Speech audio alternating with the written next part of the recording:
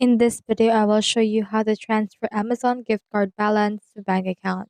So in order to do that, head over right here to pressmith.io and then just head over and sign up for an account. Once you have done that, click onto this gift card options and then click onto this sell gift cards and then just click onto this gift card category, the Amazon, and choose in here the gift card subcategory. For example, if you have purchased it for Canada or UK, just click on that right there. So once you have done that, just put in here the total gift card amount.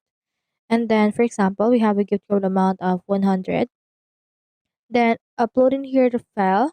And then from in there, just click on this payout method.